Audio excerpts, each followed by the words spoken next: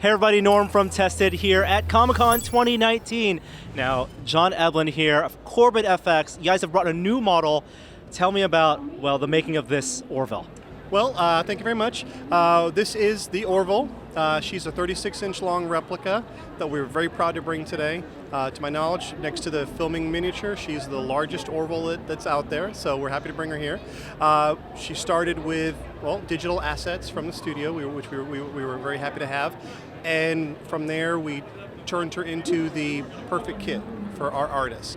We had to work on the details, chop her up, make sure we could put her together based on taking her apart. She starts out as a aluminum and steel skeletal structure. On top of that, we build the resin and bonded fiberglass hull.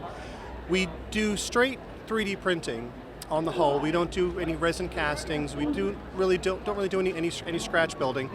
With the 3D printing, you get an exact copy of the model each and every time. There's no degradation of detail through multiple castings or anything like that. So you're always getting version 1 from the printer, from the computer each and every time.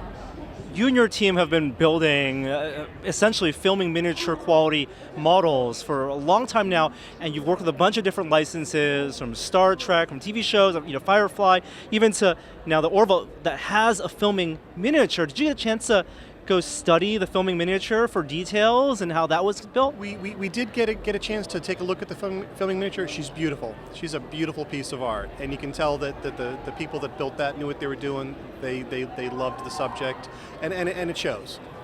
So we did get a chance to get a look at it, and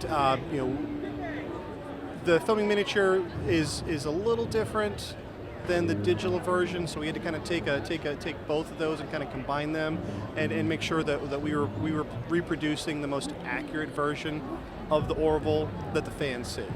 So. And of course the filming miniature is used for filming, so it's considerations for computer control and mounting and how the cameras fly around it. And this is made more as a display piece, slightly different scale of course, but still an engineering challenge. You said there's a metal armature frame inside. Is that how you start off every design? There is. A lot of spaceships aren't gravity friendly. So when we have to work on them, we have to make sure that they're going to be able to stand the test of time.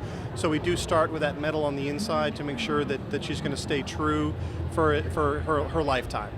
Something I love about the ships that you and your team build are the closer you look, the more details you see. And it seems like with every model, you want to add just a little bit of extra. And I noticed here there is a shuttle bay.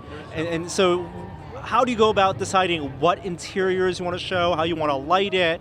What's that development process like? Well, basically, if you can see it on screen, if you can see it, in camera, we want to be able to make sure that we put that detail in there. If it's lit, we want to light it.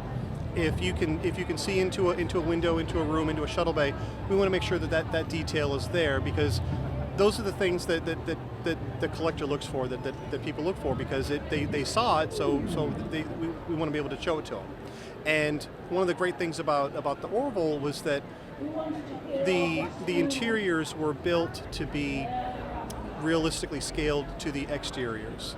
So we didn't have an issue with somebody designing a shuttle bay that was much too large to actually fit in the physical space of what we were working with.